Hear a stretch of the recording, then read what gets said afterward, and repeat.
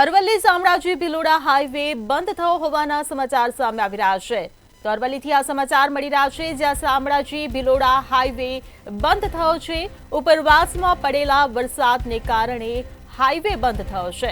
ડોડીસીરા diversion પર વરસાદનું પાણી ફરી વળતા હાઈવે બંધ થયો। વરસાદનું પાણી ફરી વળતા વાહન વ્યવહાર ખોરવાયો છે।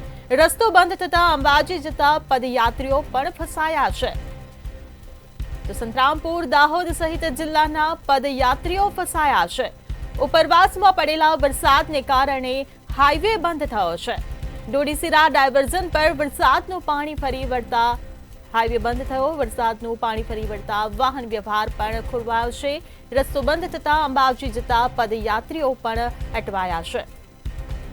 તો અરવલ્લીથી આ સમાચાર મળી રહ્યા છે, જ્યાં શામળાજી ભિલોડા હાઈવે બંધ થયો છે। ઉપરવાસમાં પડેલા વરસાદને કારણે હાઈવે બંધ થયો છે।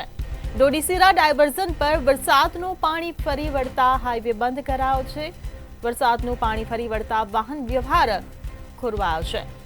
તો રસ્તો બંધ થતા અંબાજી જતા પદયાત્રીઓ પણ ફસાયા છે। સંતરામપુર, દાહોદ સહિત જિલ્લાના પદયાત્રીઓ ફસાયા છે।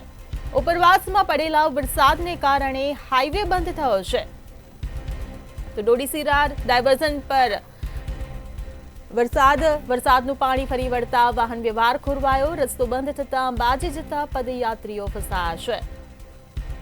તો ઠેર ઠેર વરસાદી માહોલ જામ્યો છે, ત્યારે અરવલ્લી શામળાજી ભિલોડા હાઈવે પણ વરસાદને કારણે બંધ થયો છે। ઉપરવાસમાં જે વરસાદ પડ્યો તેના કારણે હાઈવે બંધ થયો છે। ડોડીસીરા ડાયવર્ઝન પર વરસાદનું પાણી ફરી વળતા હાઈવે બંધ થયો। તો વરસાદનું પાણી ફરી વળતા વાહન વ્યવહાર ખોરવાયો છે। કેટલાક સ્થાનિકો પણ અટવાયા છે। રસ્તો બંધ થતા અંબાજી જતા પદયાત્રીઓ પણ અટવાયા છે। સંતરામપુર, દાહોદ સહિત જિલ્લાના પદયાત્રીઓ ફસાયા છે। ઉપરવાસમાં પડેલા વરસાદને કારણે હાઈવે બંધ।